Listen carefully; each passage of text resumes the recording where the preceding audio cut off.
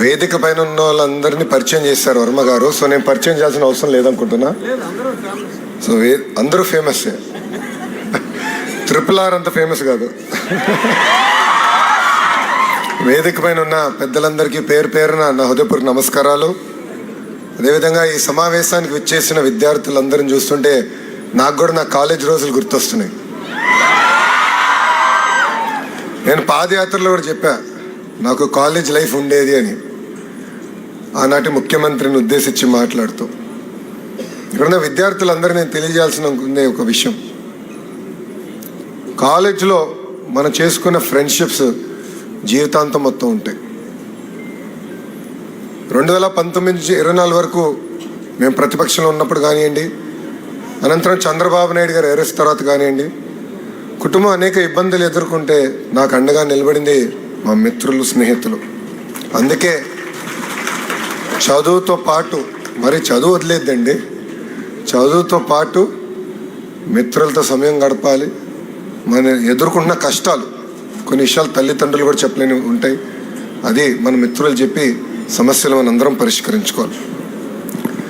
ఉండి నియోజకవర్గం నా గుండెల్లో ఉండే నియోజకవర్గం.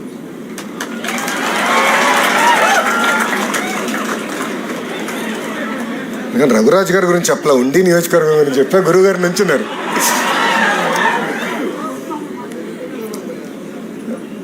వర్మ గారు రాజకీయాలన్నీ మాట్లాడేశారు.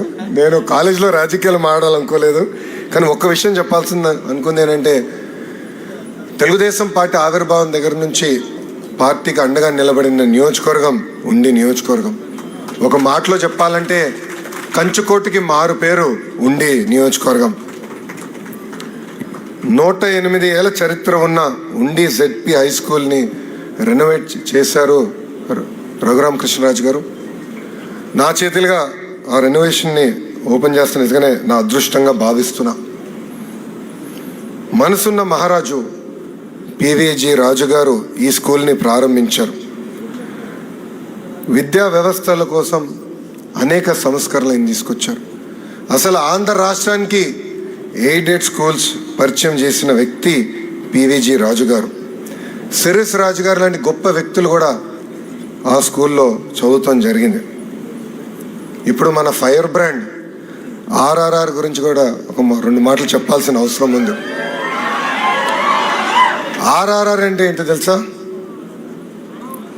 Real, responsible, rebel. రెబెల్ మర్చిపోకూడదు మనం. రియల్ అనే విషయం, ఎందుకంటే వ్యక్తిగతంగా ఇద్దరం దాదాపు ఒక దశాబ్దం పాటు కలిసి ప్రయాణం చేసాం. కొన్ని సందర్భాల్లో విభేదించాం, ఇదేమో అందరు తెలిసిన విషయమే, విభేదించాం, కానీ ఎప్పుడు మిత్రులుగానే ఉండిపోయాం. ఎప్పుడైతే చంద్రబాబు నాయుడు గారిని అరెస్ట్ చేశారో నాకు టాప్ మొదటి 10 మందిలో ఫోన్ చేసిన వ్యక్తి RRR గారు. వేరే పార్టీ అయినా ఫోన్ చేసి జరిగింది కరెక్ట్ కాదు, లేదు మీకు అండగా నిలబడతాం, లీగల్గా నీకు ఏం హెల్ప్ కావాలంటే కూడా గైడ్ చేస్తానన్నారు.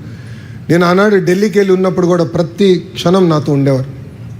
కోర్టులో ఏం జరుగుతుంది, ఏం చేస్తే బాగుంటుందని నేను గైడ్ కూడా చేశారు. అందుకే అంటున్నా, రియల్ మనసున్న వ్యక్తి RRR గారు. మనందరం చూసాం, 5 ఏళ్ళు అనేక పోరాటాలు చేశారు. రాజద్రోహం కేసు పెట్టి కొట్టినా కూడా ఆయన పట్టించుకోలేదు. నమ్ముకున్న సిద్ధాంతాల కోసం ఆయన ముందరికెళ్ళారు. మీరందరూ ఆశీర్వదించారు, మంచి మెజారిటీ ఆయన గెలిపించారు. గెలిచిన తర్వాత ఇప్పుడు ఎమ్మెల్యే అయిపోయాను, రిలాక్స్ అవలా. ఇమీడియట్గా కలెక్టర్ గారికి చెప్పి ఏకంగా ఉండి డెవలప్మెంట్ ఫండ్ ఏర్పాటు చేశారు. ఆయన స్నేహితులు, శ్రేయోభిలాషులు అందరితో మాట్లాడి ఆ ఫండ్కి నిధులు తీసుకొచ్చి ఉండి అభివృద్ధి కోసం డబ్బులు ఖర్చు పెడుతున్నారు. ZP హై స్కూల్ అభివృద్ధి కోసం 60 లక్షల రూపాయలు ఖర్చు పెట్టారు. 34 ప్రభుత్వ పాఠశాలలు ఉంటే 31 ప్రభుత్వ పాఠశాలలో బిల్డింగ్స్ కానీ, క్లాస్ రూమ్స్ కానీ, డెస్క్స్ కానీ, ప్లే గ్రౌండ్లు అన్నీ కూడా ఏర్పాటు చేశారు RRR గారు. ఇంకా BC వెల్ఫేర్, సోషల్ వెల్ఫేర్ హాస్టల్లో కూడా వాళ్ళకి కావాల్సిన బెడ్స్ కూడా ఆయన ఏర్పాటు చేశారు. పోలీస్ స్టేషన్ కూడా వదిలిపెట్టలేదు ఈయన. పోలీస్ స్టేషన్ అభివృద్ధి చేశారు. ఏ పోలీసులు అయితే ఆయన కొట్టారో వాళ్ళ కోసం సొంత నిధులతో వాహనాలు కొనిచ్చి ఇచ్చిన వ్యక్తి ఆర్ఆర్ఆర్ గారు. డ్రైన్స్ క్లీనింగ్ కానివ్వండి, పంట కాలువల క్లీనింగ్ కానివ్వండి, సొంత నిధులతో కూడా ఖర్చు పెట్టి అభివృద్ధి చేశారు. సురక్షితమైన తాగునీరు కోసం 34 వాటర్ బెడ్ ఫిల్టర్స్ కూడా ఆయన రిపేర్లు చేయించారు. ఇంకా ఉండి టు జొలపాలెం లింక్ రోడ్ అభివృద్ధి చేసి కార్యక్రమం మొదలుపెట్టారు. దానికి రతన్ టాటా గారి పేరు కూడా ఏర్పాటు చేసిన వ్యక్తి మన ఆర్ఆర్ఆర్ గారు. డయాలసిస్ సెంటర్ కూడా తొందరలోనే ప్రారంభించబోతున్నారు. ఇట్లా చెప్పుకుంటూ పోతే చాలా లిస్ట్ ఉంది. కానీ ఇది మీ అందరికీ నేను ఎందుకు చెప్తున్నా, మనందరూ తెలుసు రాష్ట్రం చాలా ఆర్థిక ఇబ్బందుల్లో ఉంది. ప్రతి నెల 4,000 కోట్ల రూపాయలు డెఫిసిట్ బడ్జెట్లో నడుస్తుంది. శాసనసభ్యులుగా మేము అందరం కంప్లైంట్ చేస్తాం, డబ్బులు లేవు, ఎట్లా చేయాలని. కానీ రఘురాజు గారు క్రైసిస్ ఇస్ అన్ ఆపర్చునిటీగా తీసుకుని నిధులు సమకూర్చి ప్రజల కోసం ఖర్చు పెడతాం జరుగుతుంది. అట్లా ఇక్కడున్న మీరందరూ కూడా you are the future of our state. మీరందరూ కూడా క్రైసిస్ను ఒక ఆపర్చునిటీగా తీసుకోవాలి.